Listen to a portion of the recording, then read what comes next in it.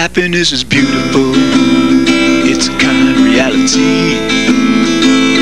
Happiness is the highest good, happiness is free. So let's be so very happy. Yeah, let's be so very happy. Yeah, let's be so very happy.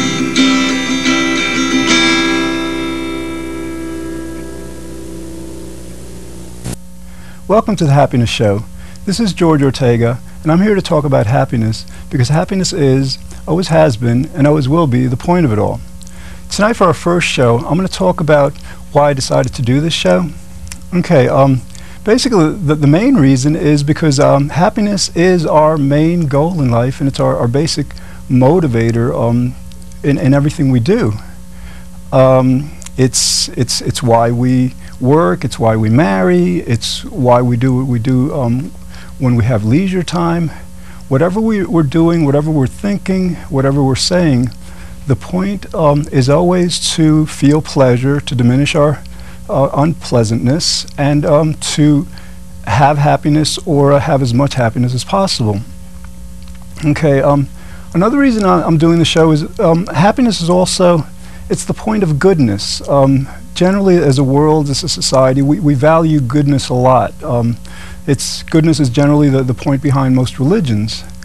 And the idea is that the purpose of goodness is to seek happiness. We know, we value goodness, but because we know that when we're good, we will that goodness will be rewarded.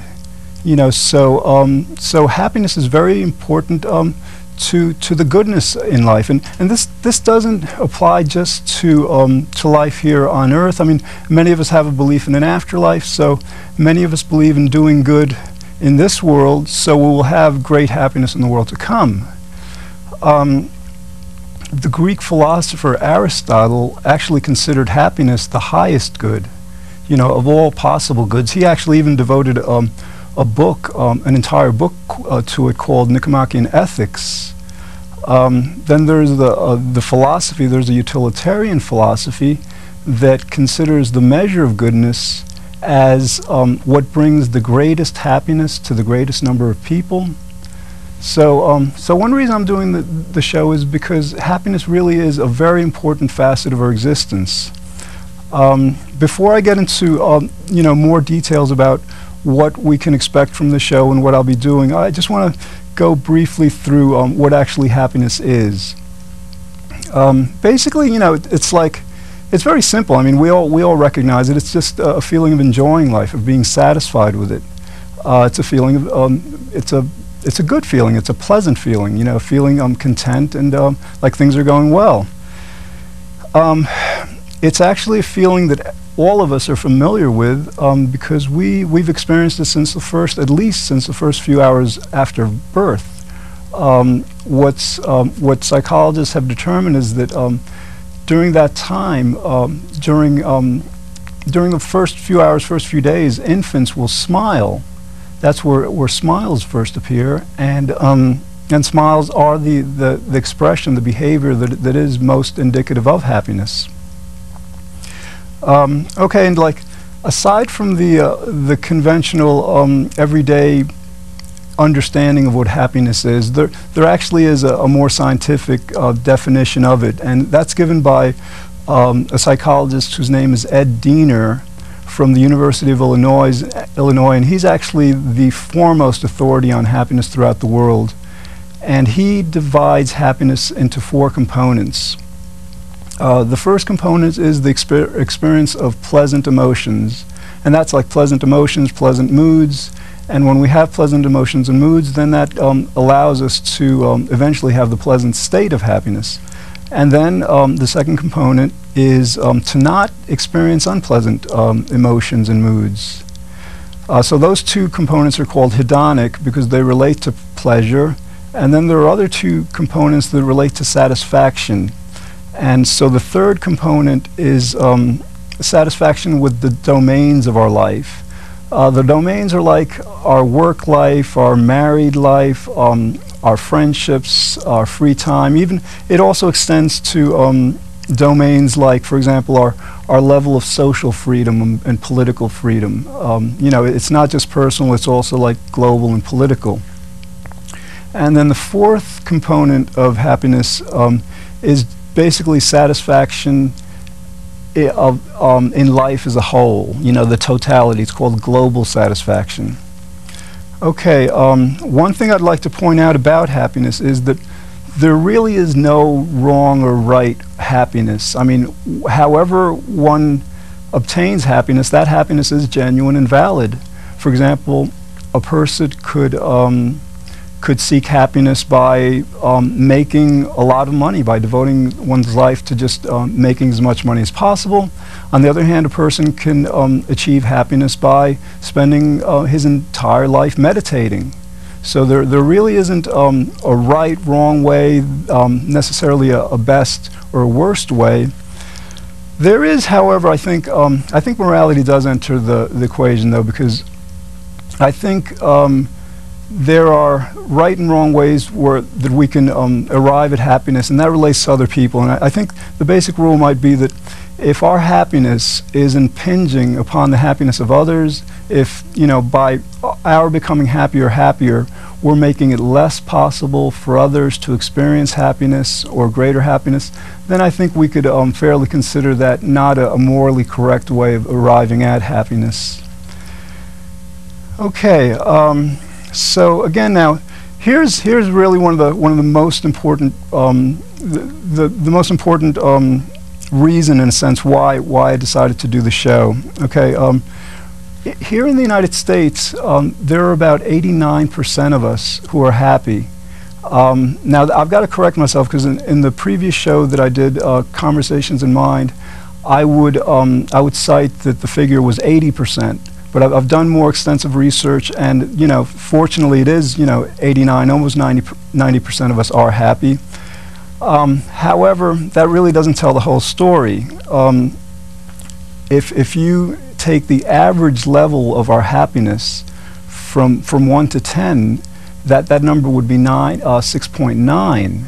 You know, we achieve an average level of 6.9 out of 10 in happiness, and that figure is actually given by one of the foremost psychologists in the world. His name is Martin Seligman, and he wrote a book called Authentic Happiness that was just published this year, and he's actually one of the top 100 psychologists of all time, and he's extremely well respected in his field.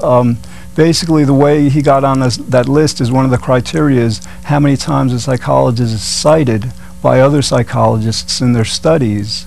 So he's actually very well respected. So he cites that figure, and, you know, when we to kind of like analyze it, it's 6.9 out of 10 is kind of like 69 out of 100. And so, you know, if we were to give that a grade equivalent, you know, that would be like a 69 is like a D. You know, it's almost a C. So, and then another figure that Seligman cites in that book is that on average, we're happy just about 54% of the time. And again, if we wanted to give that a grade equivalent, that would be, you know, that would pretty much be failing. So even though 89% of us are happy, we're not all that happy given the level of our happiness and the time we spent being happy. Seligman actually adds another figure that's interesting. In 1994, he published a book called What You Can and What You Can't Change. And in that book, he cites that at any given time in our society, about 25% of us are actually depressed. So that's another kind of a figure that just demonstrates the you know, the reality of our extent of happiness here in the United States. As a world, we're somewhat less happy, actually. While 89% of us here in the United States are happy, if we take the whole global population as the target, we find that only 73% of us are happy. And actually, like in some countries, for example, like in Russia and Belarus, only about 50% of their population there are actually happy. So happiness really is, you know, a global issue. Okay, this show is going to have like three basic purposes. The first purpose is to inform White Plains residents about what research has taken place on happiness. And the reason I'm going to present those findings is then to give suggestions and advice based on those findings on how basically we could all become happier. I think it's reasonable to expect that if anyone watched, I would say, most of these shows for about 3 months or so, one could reasonably expect a significant increase in their level of happiness if one applies some of the principles. So the third purpose, aside from just delineating the aspects of happiness and helping us to become happier, will be to propose policy initiatives both at the government level, at the business level, and media that would help us become happier as a world. The idea is that as a society, apparently we don't value happiness so very much, and I think if we began to understand it and see how important a role it plays in our lives, then we could, as a government, as a people working together, really do a lot to raise the level of happiness, not just for ourselves, but for the rest of the world as well. Okay, let's see. Basically, each show will present a different topic, but at the end of each show, I'm going to try to present a strategies and considerations segment where I go through a specific point about happiness, a point designed to in a practical way help us to understand happiness in order to increase our level. And these points will be based on, in general, on the research that has been undertaken. And so, like, I think another point about the show is that rather than being like an inherently pleasant activity like many TV shows would be, it's more information than entertainment. It's more of an investment in happiness than an actual, quote-unquote pleasant experience. So it'd be more like a class, or like, for example, working out to build a healthier body. Okay. Now, I just want to go through some of the reasons why we're not really as happy as we could be, as really we should be, I think. I think that the main reason is we've never really learned how to become very happy. We all have the ability, but it's not something that's taught in school. It's not something that our government, especially federal government, devotes any direct attention to. There are virtually no businesses devoted to selling happiness, to helping us become happier for a price. And while there are books on happiness, these books are, for the most part, written by individuals who generally promote their own personal philosophy on happiness, and sometimes it's correct, sometimes it's not correct. But even those books have a somewhat limited audience, I suppose, because we as a society really, in general, don't value happiness as much as we could. Okay, so as a result of our ignorance about happiness, we tend to seek it in ways that just aren't effective. For example, our number one strategy for increasing our level of happiness, we think, is to make more money. And but unfortunately, 4 decades of research on happiness has shown very clearly that money is very, very insignificant in relation to happiness. It really doesn't play that much of a role in increasing our happiness.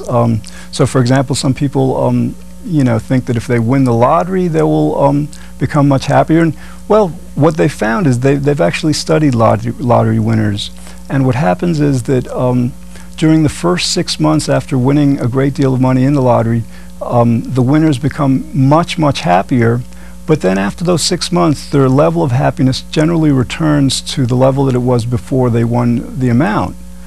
Then there are other strategies we seek, like seeking high status or seeking knowledge or education.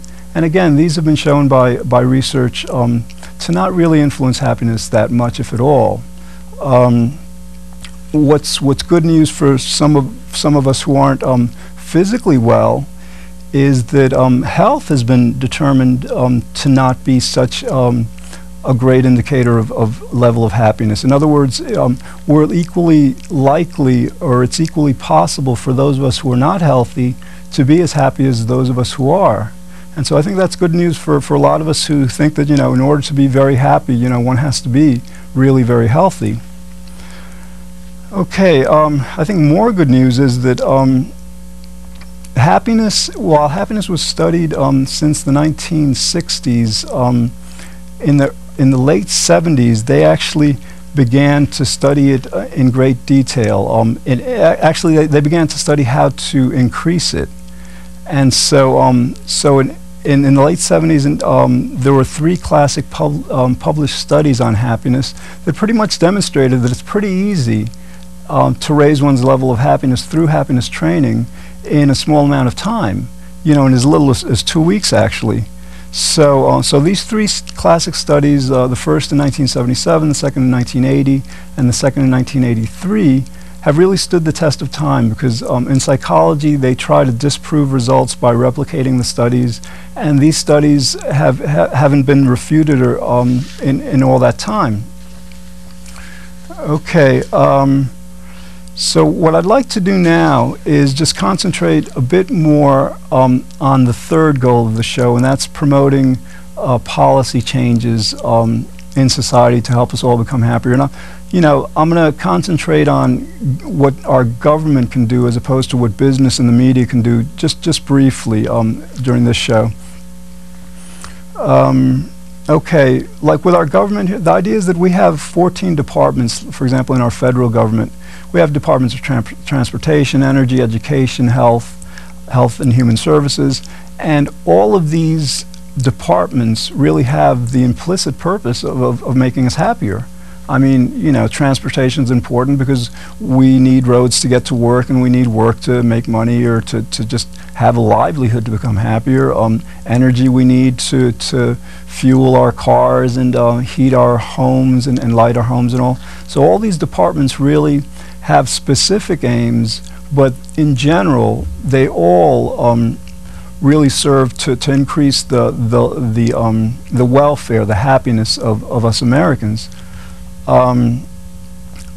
However, considering that happiness really is our goal in life, it's our main motivator, it's really why we get up each morning, you would think we would have a department of happiness. However, we don't.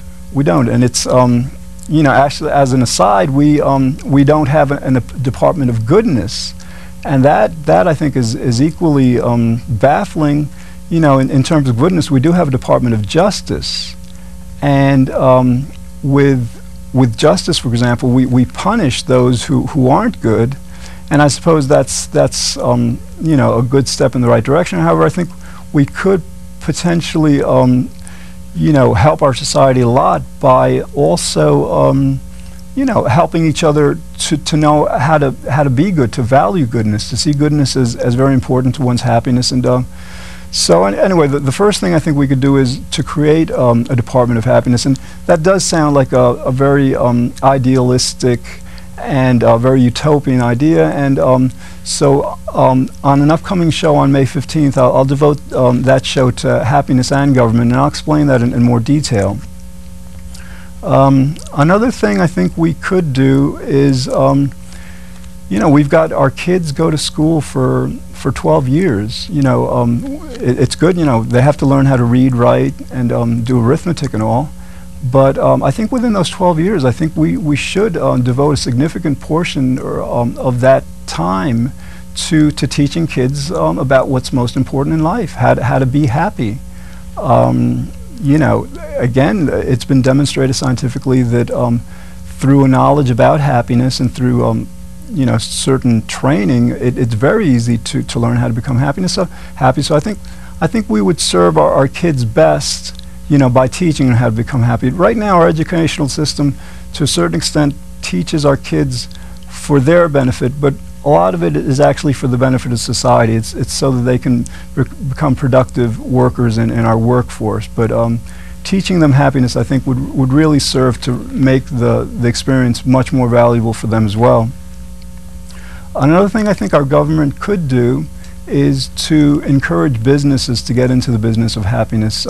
They could do that through tax incentives or guaranteed loans at all. Business really hasn't gotten into it yet, and again, it's somewhat baffling as to why that hasn't occurred, but I think government, since we are the people, government is us, aside from special interests and all, so I think that it would be in our interest as a people to encourage businesses to do that. Something else, during our show Conversations in Mind, I promoted the idea that we could have a happiness pill. We have medications for everything, or we try to get them. We try to find medical solutions for the different kinds of situations that confront us, different illnesses. And I think there's reason to believe that we should consider unhappiness as an actual illness, as something that we really don't have to accept. And there may actually be a pharmaceutical agent that could be developed to help us all become much happier. Right now there are antidepressants that help people who are depressed feel better, but generally those medications don't work on people who are not depressed. They don't work to make the person who's just somewhat happy, much happier. And I think another thing the media, our government could do is, for example, on cable TV, we have like so many stations, like 100, sometimes over 100, and we've got C-SPAN, which is devoted to Congress, to the House and the Senate, their proceedings and all. But we really don't have a federal station devoted to the welfare of the people. I think that one station that is not designed to make money for certain individuals, but is designed to help us all become happier as a people, I think would really serve our country very well. The last thing I want to deal with in terms of what our government could do to help us become happier has to do with something that's in the news now, and it's a very timely matter, and that has to do with terrorism. So I think basically our government, I think, could adopt as part of its foreign policy the idea of promoting greater happiness, specifically I think through happiness training. We as a country have exported capitalism and free market democracy throughout the world because we believe in them. We believe that they serve the needs of the people. They in effect actually make it easier for people to become happier. And that's actually demonstrated, for example, a country's level of freedom is actually a better indication of how happy they are than how wealthy they are. So I think we really could promote that. And I think, along with that, I think we have to promote the value of happiness. Happiness isn't just important because it's great to be happy, because it feels good, but I think it has importance that have to do with even our national security and the security of the world. And the idea that I'm trying to present is that terrorists are generally not satisfied. They're not satisfied with certain political situations, level of freedom, religious power, and all. And terrorists like Arafat and bin Laden, they recruit from people who are not happy, who are not satisfied with either their personal lives or global issues. Some want more money, they're not satisfied. And the reason I bring this up, like when we talked about the four components of happiness, satisfaction was one of the four. Actually, it's two of them. It's a global satisfaction and satisfaction in different domains. And these issues like religious ideology and political freedom and all are actually domains of satisfaction. So actually, a lot of people who support the terrorists, even the terrorists themselves, believe that in order for them to be happy, they have to acquire these things.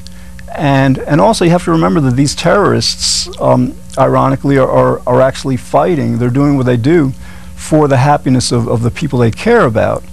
The reality, though, is that what scientists have discovered is that the only condition that really is necessary for happiness is that a person has to have enough to eat. You know, one's basic requirement has to be fulfilled. So political freedom and all these things are great for people, but they're just not all that necessary. And that's why I think if we promoted the idea of raising the level of happiness in the world, we could minimize the risk of terrorist acts. I sincerely do believe that global happiness is probably the best deterrent to global terrorism. And I am going to revisit that issue in more detail on the May 14th show on happiness in government. Okay, basically I want to review just the connection now between happiness and goodness. What studies have found over the years is that happy people tend to be better people. They tend to be more compassionate. You know, that's been demonstrated in studies where they made little kids happier than asked them to do something for other little kids. And when they were made happier, they were much more compassionate and would help the other little kids out a lot more.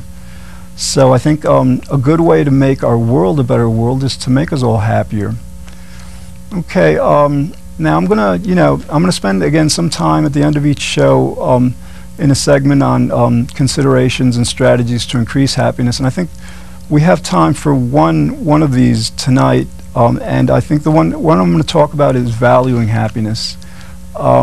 Valuing happiness is extremely important because that sets the stage for everything else. You know, if we don't value happiness, we won't do the work that's necessary to increase it. And so when we understand that happiness is our main purpose for living, I think we would tend to value it as much as it should be, and that would set in motion the kinds of activities and kinds of policies that that could really help us all become much happier. Okay, well that's all we have time for tonight. Thanks for watching. In the future we'll explore other topics designed to help us better enjoy life. This is George Ortega saying, be good, think well, feel very happy, and I hope you'll join me next Thursday night at 9 p.m. here on The Happiness Show. Happiness is powerful, it's our underlying need. Happiness is why we live each day. Happiness is destiny. So let's be so very happy. Yeah, let's be so very happy. Yeah, let's be so very happy.